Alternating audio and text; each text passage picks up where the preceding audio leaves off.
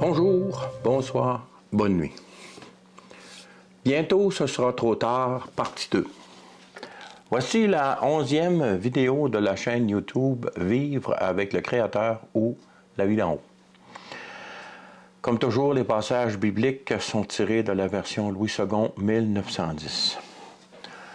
Bientôt, ce sera trop tard. Dans la dernière vidéo, nous avons vu que pour qui, c'est-à-dire pour ceux qui veulent vivre, profiter de la création, qui veulent vivre dans la création, profiter de la création sans le Créateur. Parce que le Créateur revient bientôt et c'est pour l'éternité. Bientôt, ce sera trop tard quand? C'est ce que nous regarderons aujourd'hui pour commencer. Dans la vidéo 10, nous avons identifié le 6e jour de 1000 ans de la création comme étant celui où nous sommes en ce moment. Dans ceci, nous identifierons où nous sommes dans ce jour. Si le temps le permet, nous regarderons ce que les chapitres 28 et 29 du livre du prophète Ézéchiel nous révèlent. Je sais que je l'avais annoncé dans la vidéo 9 pour la vidéo 10 et que nous voilà déjà à la vidéo 11. J'en suis désolé. Comprenez que ce n'est qu'en préparant ces vidéos que j'en découvre l'ampleur. Je comprends aussi l'impatience de chacun quand il est sujet de notre avenir dans ce monde. Je suis sûr que vous apprécierez le sérieux avec lequel je veux le traiter. Une recherche scientifique légère ne peut mener qu'à des conclusions erronées. C'est tellement important qu'il est sage de prendre le temps nécessaire afin d'en arriver à des conclusions le plus près possible de la réalité à venir. Mon but avec cette vidéo est de combler le besoin de savoir de ceux que ça intéresse. Encore une fois, merci de votre compréhension. Voici le tableau que nous avons regardé à la fin de la vidéo précédente. J'y ai ajouté l'éternité, afin de bien comprendre que le temps, une des dimensions de notre univers, c'est le temps, et ce temps-là est limité. Dans l'éternité, on ne parle plus de temps. Donc, les 7 jours de la création de 1000 ans, c'est un temps qui est délimité, qui est limité. Puis le but de ça, c'est de régler le problème du manque d'amour dans la création du Créateur. Donc, comme on peut voir ici, au début, il y avait le Créateur seul. Il a fait la création, les 7 jours de 1000 ans. Il a éliminé le péché, le manque d'amour de sa création. Et maintenant, il est dans l'éternité. Pour lui, c'est maintenant. Pour nous, c'est à venir. Parce que lui, il est éternel et il contemple le temps comme si nous, on regarderait une bande dessinée. Un peu comme le poster en arrière. On regarde le poster, puis Dieu, avec le temps, est comme ça. Il est à l'extérieur et il regarde le temps. C'est pour ça que quand il dit dans l'avenir, il va arriver telle chose, c'est pas qu'il a décidé qu'est-ce qui arriverait. Parce que nous avons une volonté libre, nous sommes le libre arbitre, comme on dit. Mais comme il est présent dans toutes les journées de la création, il sait exactement ce qui va arriver. Alors, il est capable d'utiliser un prophète pour dire « voici ce qui va arriver ». C'est écrit même dans la parole de Dieu que la réputation de Dieu c'est faite sur l'accomplissement de ses promesses et qu'il est le seul qui est capable de dire le début de la fin et la fin du début parce qu'il est hors du temps et il contemple les 7 années de 1000 ans comme si nous on regarderait un poster. Maintenant, pourquoi sommes-nous sûrs d'être dans le 6e jour? Simplement parce que Jésus n'est pas encore revenu sur le nuage où tous le verront. Ce n'est qu'à ce moment-là que le 7e jour commencera. Ce jour de l'Éternel, terrible et glorieux, mentionné tellement de fois dans la parole du Créateur. Terrible pour les méchants, parce que le jugement va arriver, et glorieux pour les enfants de Dieu, parce qu'enfin, ils vont avoir ce que leur cœur désire. Alors, comment expliquer le 4004 ans avant Jésus, plus le 2022 ans actuel, depuis la venue de Jésus? Si on fait l'addition des deux, ça donne 6026 ans. Donc, selon le décompte de ces années-là, on devrait être déjà dans le 7e jour. Or, ce n'est pas le cas. On sait que quand Jésus va revenir, ce 7e jour-là va commencer. Pourquoi ça en est ainsi? Voilà, souvenez-vous qu'il y a une marge d'erreur, même à partir des informations recueillies dans la parole du Créateur. Dû aux informations basées sur des méthodes de datation, prenant leur référence dans l'existence des royaumes humains et de leur inévitable changement de royauté. À chaque fois qu'il y avait un nouveau roi, on recommençait un décompte. On en a parlé dans la vidéo précédente. On peut prier le Créateur. Prions le Créateur de nous révéler le pourquoi de cette situation, si cela peut être utile à la gloire de son nom et pour notre compréhension de l'univers. Tout en gardant en mémoire ce que Deutéronome 29 nous dit. Les choses cachées sont à l'Éternel notre Dieu. Les choses révélées sont à nous et à nos enfants, à perpétuité afin que nous mettions en pratique toutes les paroles de cette loi. La prière est faite, peu importe la réponse. Merci Seigneur. Pourquoi ai-je commencé à établir la théorie des séjours de 1000 ans comme une des bases de notre recherche scientifique des événements à venir à partir de la parole? Premièrement, parce que selon les Écritures, elle est fortement probable et qu'ensuite, elle nous permet d'identifier raisonnablement le temps du retour du Seigneur Jésus le Christ à partir de passages bibliques que nous allons regarder maintenant. Commençons par le prophète Osée. Allons voir Osée 5, versets 9 à 15. Osée 5, versets 9 à 15. Verset 9 nous dit, Éphraïm, ça se trouve va être la représentation des 10 tribus du royaume du nord d'Israël qui a existé après le schisme, la séparation qui a eu lieu après la mort de Salomon. Son fils a été dur avec le peuple, puis il y a eu une séparation. Mais c'était une conséquence des actions de David dans sa vie que Dieu avait prévues. Donc, verset 9. Éphraïm sera dévasté au jour du châtiment. J'annonce aux tribus d'Israël une chose certaine. Les chefs de Juda. Juda ici, c'est le royaume du sud. Il y a eu le royaume du nord de 10 tribus. Le royaume du sud, c'est 2 tribus, dont Juda et Benjamin. Donc, les chefs de Juda sont comme ceux qui déplacent les bornes. Pas dépasser les bornes, mais déplacer les bornes. Les bornes, c'était des... sur les voies romaines, il y avait des pierres qui indiquaient la distance. Et quand tu déplaces les bornes, ben, tu te déplaces. Ou, un peu comme dans nos sociétés actuelles, lorsqu'il y a arpentage, puis il y a établissement des bornes, limite de terrain. Fait que c'est dans ce sens-là que c'est utilisé. Les chefs de Juda sont comme ceux qui déplacent les bornes. Je répandrai sur eux ma colère comme un torrent. On comprend que déplacer une borne, c'est malhonnête. Éphraïm est opprimé, brisé par le jugement, car il a suivi les préceptes qui lui plaisaient.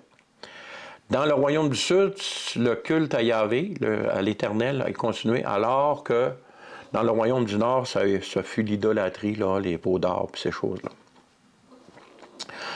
Verset 12. « Je serai comme une teigne pour Éphraïm, comme une carie pour la maison de Juda.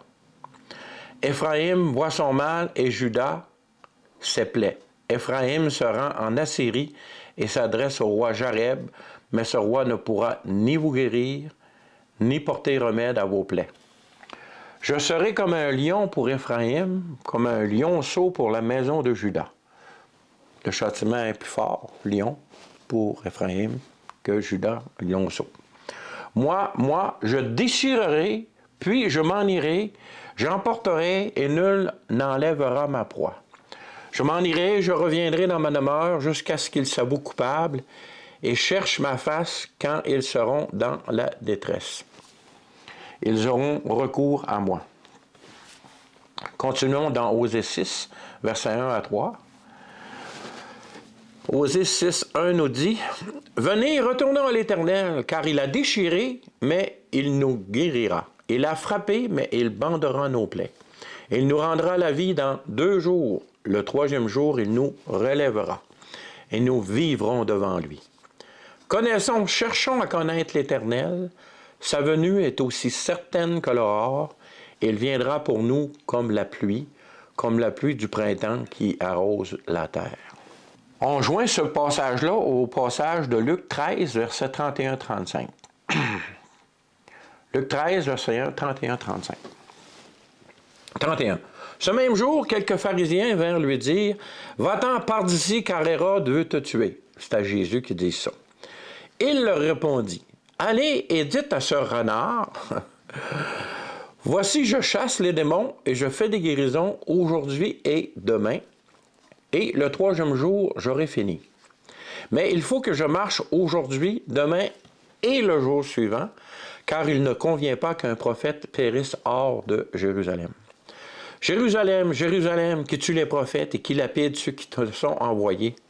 Combien de fois ai-je voulu rassembler tes enfants comme une poule rassemble sa couvée sous ses ailes, et vous ne l'avez pas voulu. Voici, votre maison vous sera laissée, mais je vous le dis, vous ne me verrez plus jusqu'à ce que vous disiez, béni soit celui qui vient au nom du Seigneur. Dans ces 2 passages, nous pouvons déceler la notion de 3 jours où Jésus travaillera dans le temps. Osée nous dit qu'après 2 jours, la vie sera rendue au peuple d'Israël et qu'au 3e, il sera relevé. Dans Luc, Jésus nous dit qu'il doit chasser les démons et faire des guérisons pendant 2 jours et qu'il aura fini au 3e. Nous pouvons conclure que le peuple d'Israël sera complètement restauré après 2 jours ou 2000 ans, tel que notre théorie la propose, et que l'Éternel sera avec eux au 3e jour, ce qui correspond à 2000 ans d'incrédulité des Israélites envers leur Messie, le Christ, pour être suivi par le jour de l'Éternel de 1000 ans, terrible et glorieux, où le Créateur leur fera grâce et qu'il passera le 3e jour, le millénium de l'Apocalypse, avec eux. Le verset Luc 13, 35 est confirmé aussi par le prophète Zacharie dans Zacharie 12, 10. Zacharie 12, 10. Donc le verset 10. « Alors je répandrai sur la maison de David et sur les habitants de Jérusalem un esprit de grâce et de supplication. Ils tourneront les regards vers moi, celui qui l'ont percé. Ils pleureront sur lui comme on pleure sur un fils unique. Ils pleureront amèrement sur lui comme on pleure sur un premier-né. » On peut voir ici que il va y avoir un moment où Israël va reconnaître que Christ, qui a été mis sur la croix, qui a été percé sur la croix, ils vont le reconnaître comme ce qu'il est vraiment, c'est-à-dire le Messie, le Christ du Dieu vivant. En addition du concept des 3 jours et du retour de Jésus lorsque les Israélites diront « Béni soit celui qui vient au nom du Seigneur » du passage de Luc, nous pouvons aussi en déduire le concept du travail du corps de Christ, qui est l'Église pendant une période approximative, je dis bien approximative, de 2 jours, soit 2000 ans. On comprend que dans Osée et dans Luc, on parle au peuple d'Israël, on ne parle pas nécessairement de l'Église. C'est vraiment, avec le concept des 2 témoins que j'ai amené dans la vidéo précédente, c'est 2 témoins vraiment autonomes et différents. Il y a des promesses qui ont été faites spécifiquement à Israël, il y a des promesses qui ont été faites spécifiquement à l'Église. Ils ne sont pas en contradiction, ils sont en parallèle, mais l'Ancien Testament est vraiment sur l'optique du peuple témoin, le peuple d'Israël, alors que le Nouveau Testament est vraiment à l'enseignement et la direction du 2e témoin qui est l'Église. Ils ne sont pas en opposition, ils sont complémentaires. Donc, la fameuse théologie de remplacement, ça ne tient pas la route, là, si on comprend le contexte biblique au complet.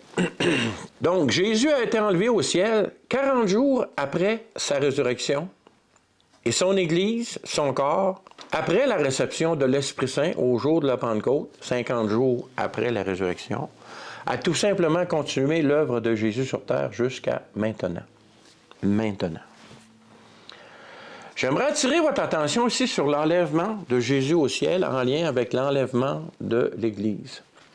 Tous les enfants de Dieu sur terre sont d'accord sur le fait que Jésus est venu pour accomplir la loi, afin que nous ayons la vie par son obéissance à celle-ci, et que le pardon de nos manques d'amour nous est acquis par son sacrifice sur la croix, sa descente aux enfers et par sa glorieuse résurrection.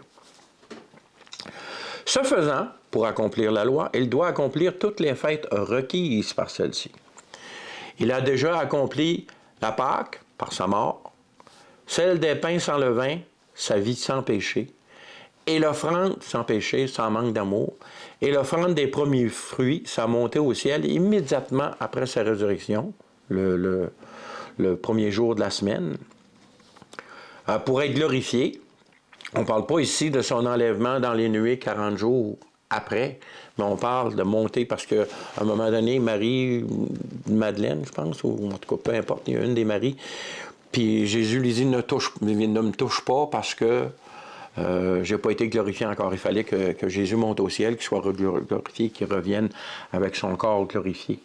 Qui, plus tard, il même propose à Thomas, il dit, viens toucher les plaies. Fait que là, son corps a été glorifié. Donc, à la Pentecôte, il envoya l'Esprit Saint à son corps, signifiant par le fait même que la loi donnée à Moïse, elle aussi, au jour de la Pentecôte, n'était plus le moyen par lequel les enfants de Dieu devraient espérer pour avoir la vie éternelle.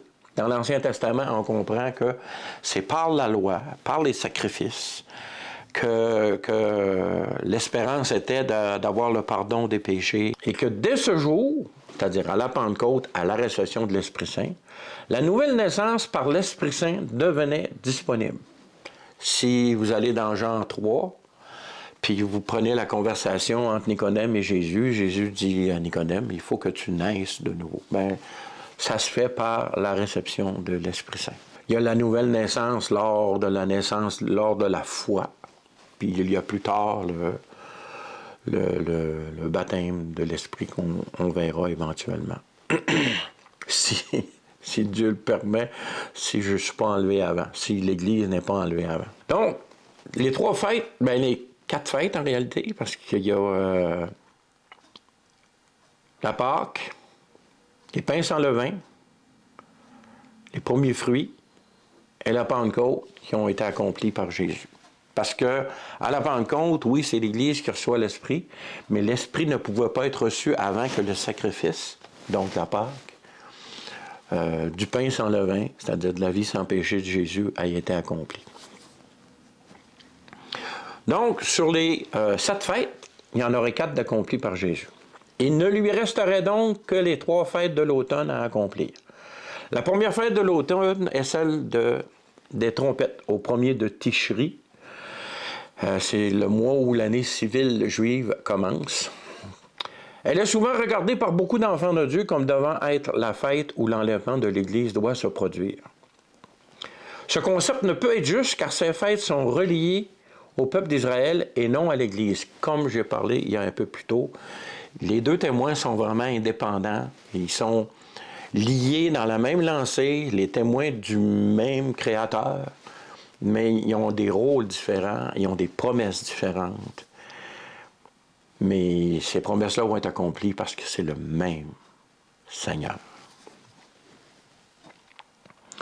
Jésus a accompli la Pâque, les pains sans levain, les premiers fruits et la Pentecôte, et l'ont été, quand Jésus a accompli ces fêtes, elles l'ont été dans le contexte et pour la nation d'Israël. Comme Paul le dit dans le passage suivant, l'Église n'est que le résultat de l'incrédulité du peuple d'Israël envers leur Messie lorsqu'il est venu. Romains 11, 19, 21 nous dit, verset 19, « Mais je dis, Israël ne l'a-t-il pas su? Moïse le premier dit, « J'exciterai votre jalousie par ce qui n'est point une nation. Je provoquerai votre colère par une nation sans intelligence. C'est nous, ça. C'est nous, les non-juifs, là. Les nations sans intelligence. Ah, la bonté de Dieu. Et Isaïe pousse la hardiesse jusqu'à dire, verset 20, « J'ai été trouvé par ceux qui ne me cherchaient pas. Je me suis manifesté à ceux qui ne me demandaient pas. » Mais au sujet d'Israël, il dit, « J'ai tendu mes mains tout le jour vers un peuple rebelle et contredisant. » L'Église existe à cause qu'Israël a refusé de croire en son Messie lorsqu'il est venu. Mais c'est une bénédiction pour tous ceux qui ne sont pas partie du peuple juif. C'est un phénomène universel où c'est que chacun a accès à la vie d'en haut avec le Créateur par l'œuvre de Jésus le Christ. Ce que j'ai découvert à la suite de mes nombreux visionnements d'enseignements sur la naissance de Jésus, et plus spécifiquement en ce qui concerne la date de sa naissance, on vient de passer la période, on est le 2 avril aujourd'hui, 2 avril 2022. Lors de la période des fêtes, il y en avait plein d'enseignements sur la naissance de Jésus.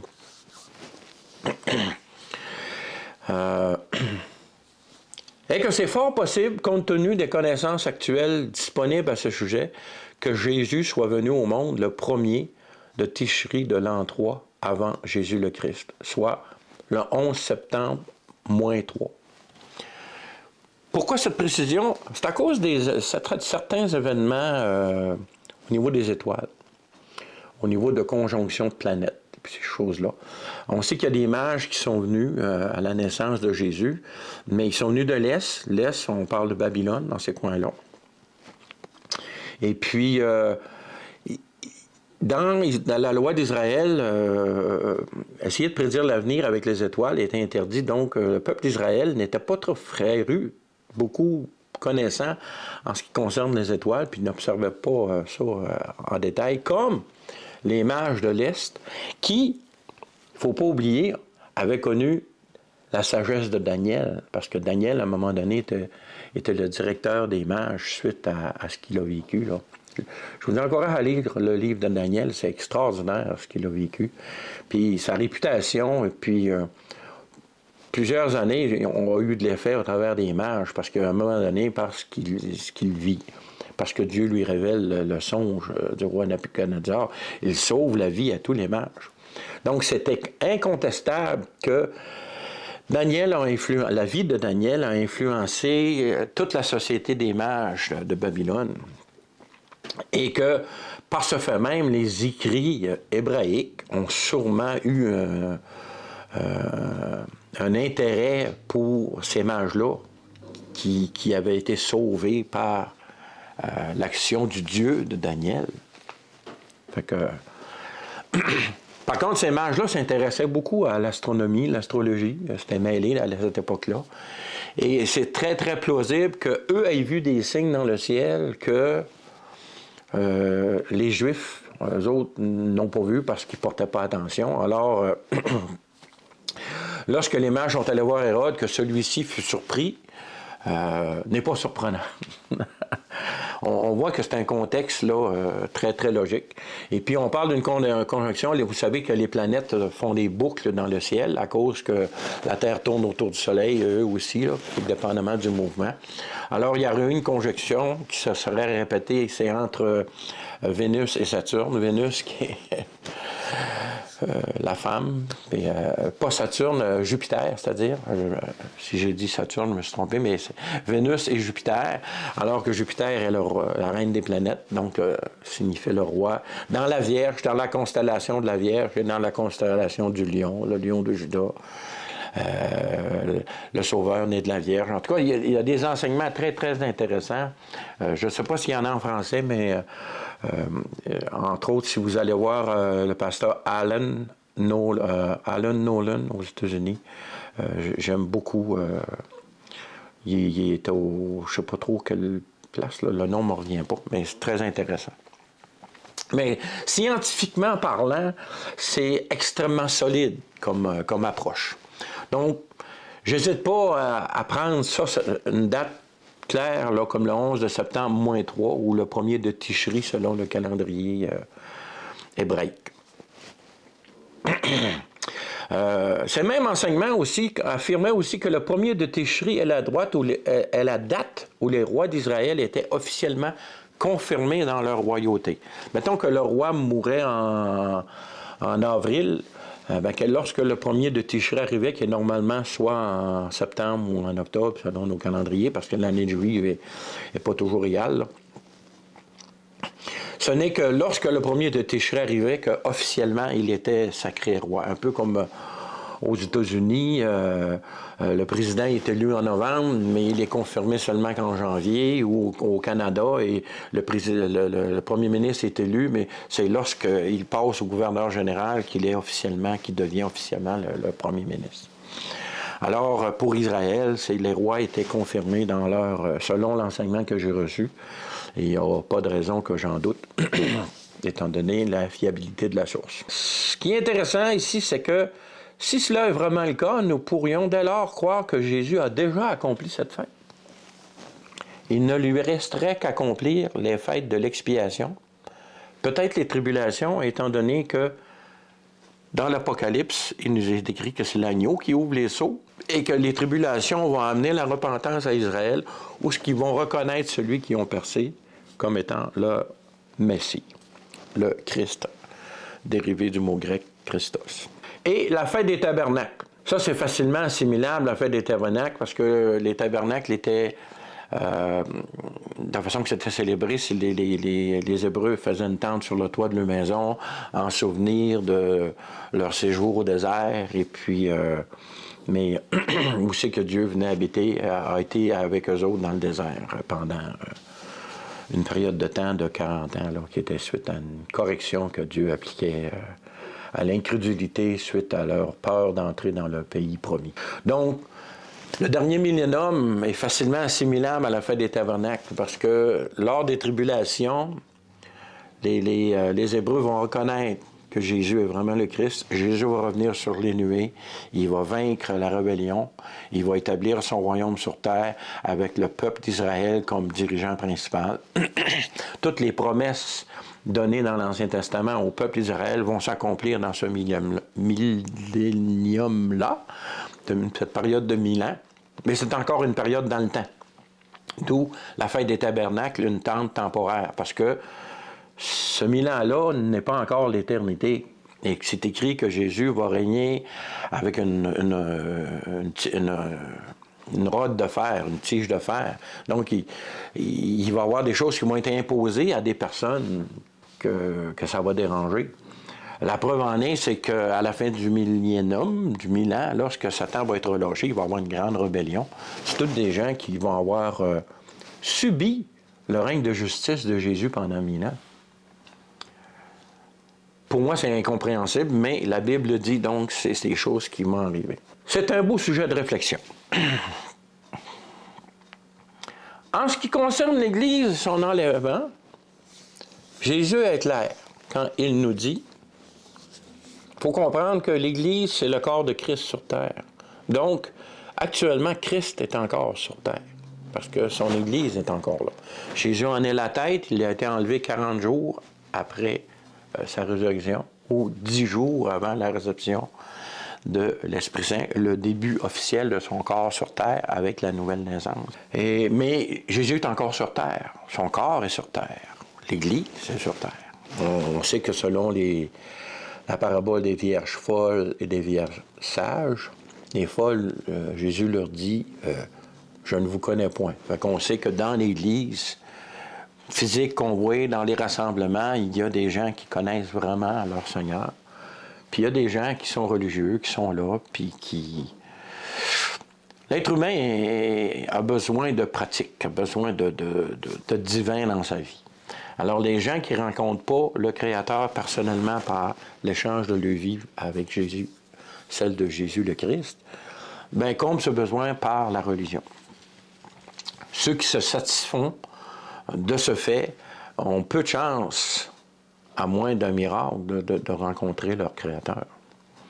C'est pour ça que Jésus dit les prostituées puis les voleurs vont rentrer en premier dans le royaume, parce qu'eux autres, leur besoin de connaître le Créateur est plus évident que pour une personne religieuse qui son besoin est partiellement comblé par sa pratique religieuse, ce qui lui empêche de voir son réel besoin de connaître vraiment son Créateur, qui est la vie éternelle. Si tu n'as pas de relation avec le Créateur, tu n'as pas la vie éternelle. C'est lui, la vie éternelle. Jésus a dit, « Je suis le chemin, la vérité et la vie. » C'est clair. Donc, Matthieu 24, verset 36, nous lisons, « Pour ce qui est du jour ou de l'heure, personne ne le sait. » On parle de l'enlèvement ici.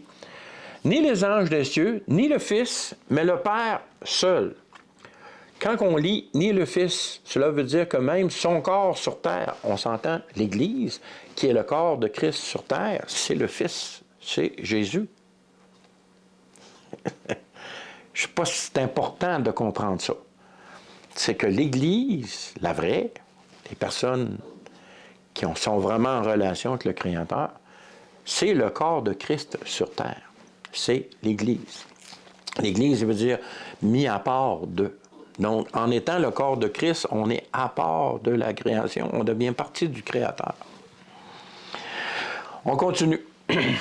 Verset 37. Ce qui arriva du temps de Noé arrivera de même à l'avènement du Fils de l'homme. Concept important qu'on va regarder plus tard, qu'on va détailler. 38, verset 38, « Car dans les jours qui précèdent le déluge, les hommes mangeaient et buvaient, se mariaient et mariaient leurs enfants, jusqu'au jour où Noé entra dans l'arche. » Ici, on ne peut pas parler du retour de Jésus comme tel sur les nuées, où c'est que tout le monde va le voir, parce que ça va être préparé, ce retour-là, par les 7 années de tribulation, les cataclysmes, par l'abomination qui va se dire Dieu. Donc, l'avènement du Seigneur Jésus, ça n'arrivera pas comme ça. Et les gens, ils se marieront pas, puis mangeaient, puis buvaient. Il va y avoir eu des cataclysmes.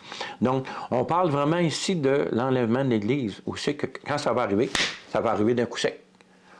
Puis les gens disent, ah, qu'est-ce qui se passe? L'ennemi a un plan pour noyer le poisson, comme on dit. On va en parler plus tard. Lorsque on a parlé dans la vidéo précédente de la fin d'un ère avec la venue du virus, j'ai mis en parallèle la naissance de la nation d'Israël et la recrudescence des phénomènes de rencontres dites extraterrestres. Mais nous allons voir plus tard que c'est lié. Je vous dis ça juste pour vous donner l'eau à la bouche pour les prochaines vidéos, parce qu'on va avancer, puis graduellement, on va se rendre là. Donc, car les jours précédents, le déluge, les hommes mangeaient, buvaient, se mariaient, et mariaient leurs enfants jusqu'au jour où Noé rentra dans l'arche. Et ils ne se doutèrent de rien jusqu'à ce que le déluge vint et les emporta tous. Il en sera de même à l'avènement du Fils de l'homme. Alors, de 2 hommes qui seront dans un champ, l'un sera pris et l'autre laissé. De 2 femmes qui moudront la meule, l'une sera prise et l'autre laissée. Veillez donc, puisque vous ne savez pas quel jour votre Seigneur viendra. Sachez-le bien, si le maître de la maison savait à quelle veille de la nuit le voleur doit venir, et il veillerait et ne laisserait pas percer sa maison.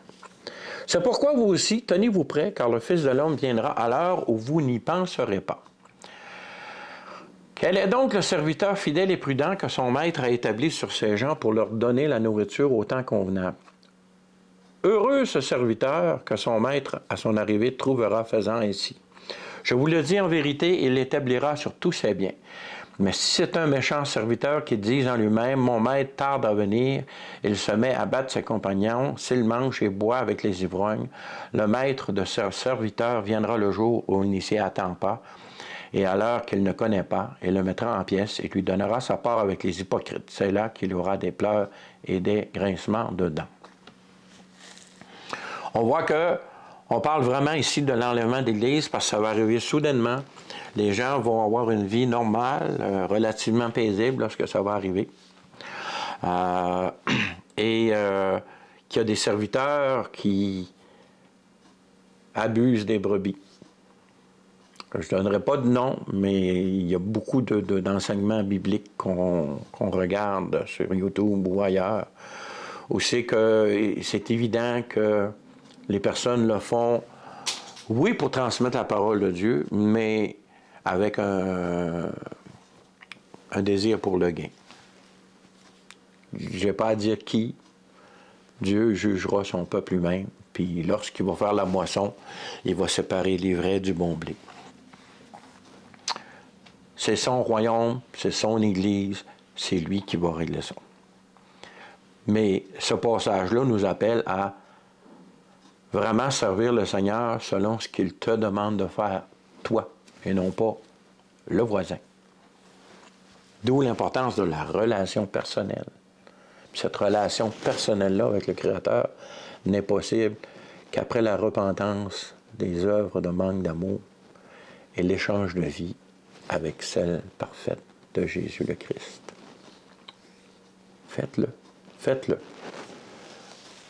Je prie pour tous ceux qui, suite à ces visionnements, font cette demande au Créateur de cet échange de vie.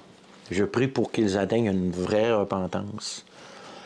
Et je prie que leur relation miraculeuse se fasse efficacement à la gloire du nom de Jésus le Christ et de son Père, et qui sont tous les deux créateurs de l'univers. Afin que ces personnes qui font cette prière-là puissent recevoir le Saint-Esprit, l'Esprit Saint, l'Esprit de Dieu, l'Esprit de Christ. On a un Dieu merveilleux. Donc, en jumelant ce passage qu'on vient de lire, il y a beaucoup d'enseignements. La parole de Dieu, c'est tellement condensé que c'est nourrissant.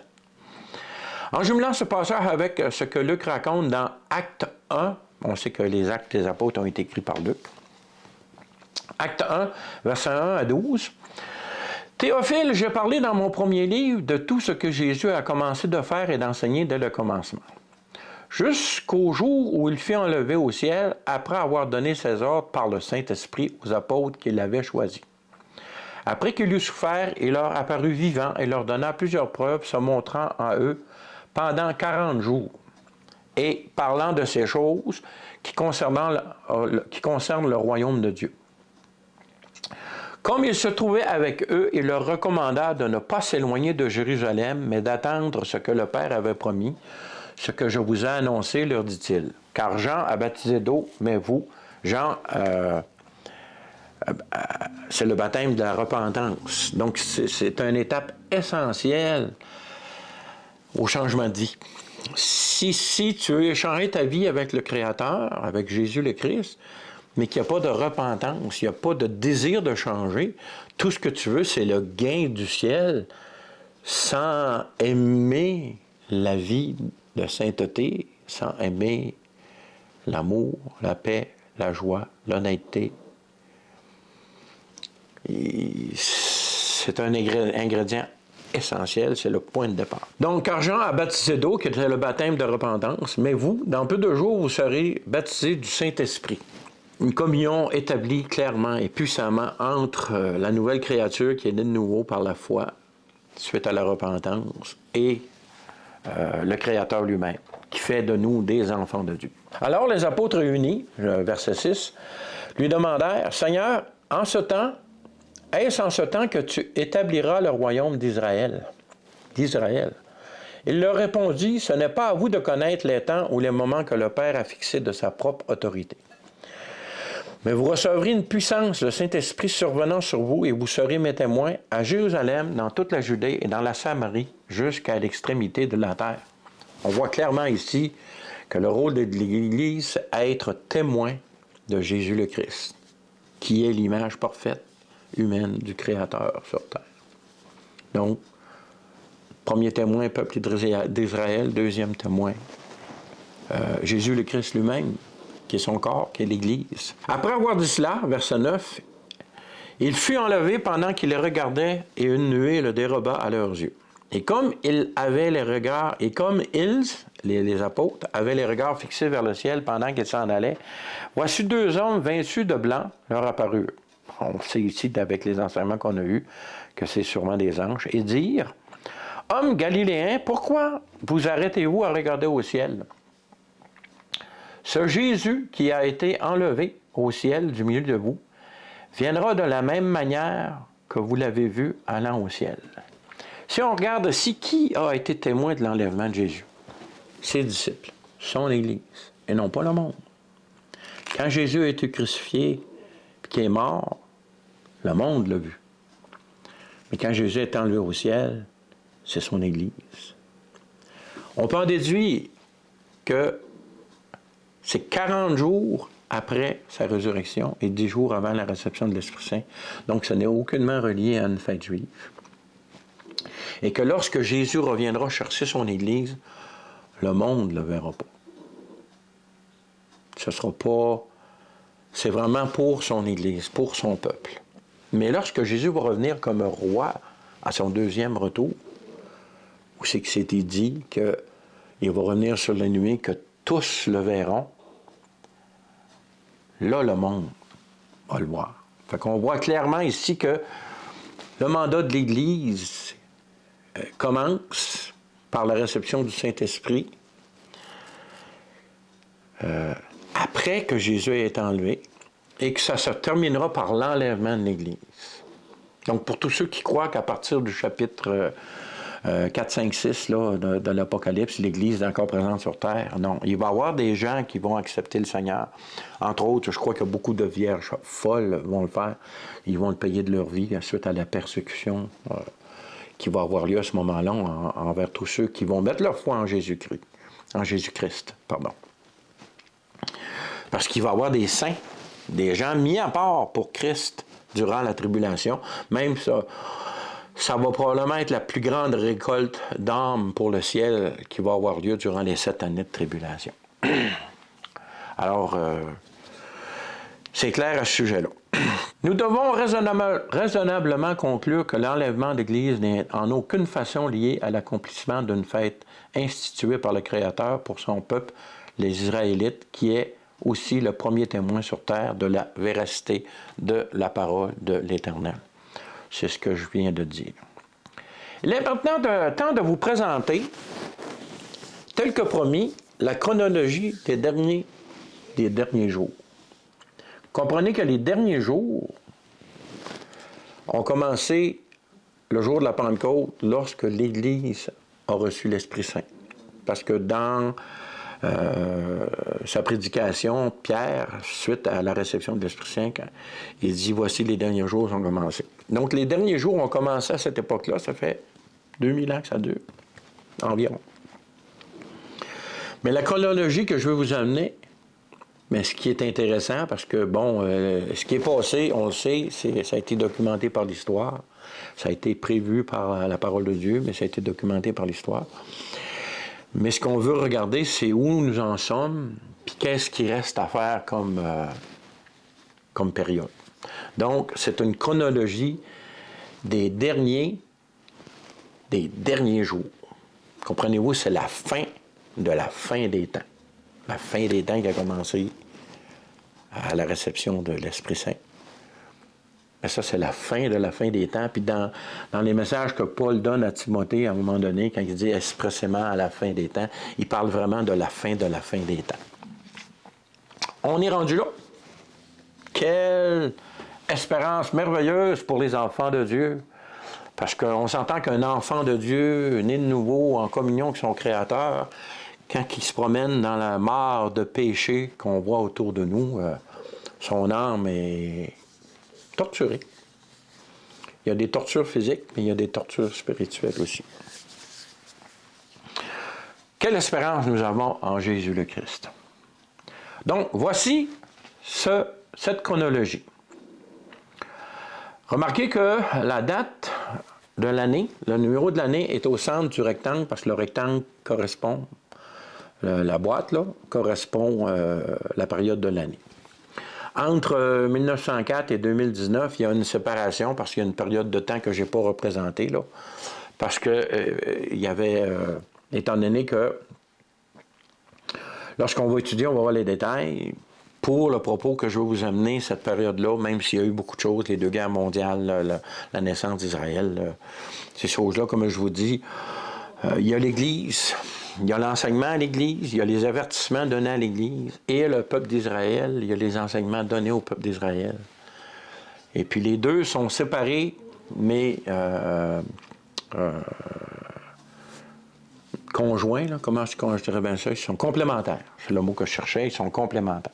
Séparés, mais complémentaires. Un ne va pas sans l'autre. Notez qu'il y a eu présence de l'Église et du peuple d'Israël entre la période de la Pentecôte, l'année de la crucifixion, et la destruction du peuple et du temple en 70. Donc, on parle de 30 à 70, 30 après Jésus-Christ à 70 environ. On parle de 40 ans. OK? Et puis, il y a présence du peuple d'Israël et puis de l'Église depuis 1948. Donc, on parle, je ne vais pas compter les années, là, mais... Sauf que le peuple d'Israël existe, mais il n'a pas reconnu son sauveur encore. Donc, on ne peut pas parler d'une renaissance complète du peuple d'Israël. Parce que jusqu'à la crucifixion, c'était les sacrifices qui étaient la loi et les sacrifices. Même si dans l'Apocalypse, c'est écrit que le temple va être rebâti à Jérusalem, que les sacrifices vont reprendre, il reste que c'est des sacrifices qui vont être inutiles. Mais c'est nécessaire au contexte du retour du Seigneur Jésus-Christ. Et à la venue de l'abomination de désolation. Mais toujours est-il que la vraie renaissance complète, totale du peuple d'Israël, c'est lorsqu'ils vont reconnaître Jésus comme étant leur Messie. Donc, chaque boîte représente une période d'1 an. Il y a certains événements qu'on va discuter, comme en 2022, la guerre de l'Ukraine, Ézéchiel 38. C'est des choses qu'on va regarder en détail, mais dans des vidéos subséquentes. Je ne sais pas combien de vidéos ça va prendre pour compléter cet enseignement-là. Mais on va aller dans les détails qu'il faut aller pour bien comprendre. Et puis, beaucoup de conclusions qu'on va amener à partir de ce qu'on connaît, et c'est tiré à partir d'événements aussi. Donc, il y a des conclusions qu'on arrive aujourd'hui qu'il y a 10 ans, on ne pouvait pas arriver. Parce qu'il n'y avait pas de gaz naturel en Israël il y a 10 ans. Ça a été découvert récemment. Comprenez-vous ce que je veux dire? C'est que cette chronologie-là est basée sur les événements qu'on connaît actuellement. Sur la parole de Dieu, parce que ce que Dieu dit va arriver. C'est juste le quand qu'on ne sait pas. Et pour établir le quand, on prend les événements qui nous entourent. Or, ces événements-là, au fil de leur développement, on peut ajuster notre camp à partir de ces événements nouveaux qui vont surgir. Mais pour l'instant, cette chronologie-là va bien avec ce qu'on connaît maintenant. On parle d'Ézéchiel 39, verset 6, vers 2024. L'abomination de dévastation vers 2028. Et le retour de Jésus vers 2031. Alors, il y a des références, je vous la laisse pour consulter. Vous pourrez soit la prendre à partir de l'image je vous donne l'autorisation de la prendre.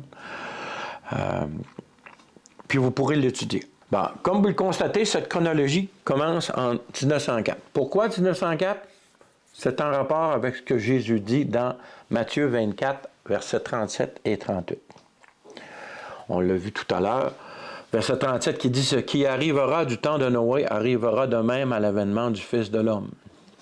Car dans les jours qui précèdent le déluge, les hommes mangeaient et buvaient, se mariaient et mariaient leurs enfants, jusqu'au jour où Noé entra dans l'arche. » Noé a entré dans l'arche, et puis c'est Dieu qui a fermé la porte de l'arche.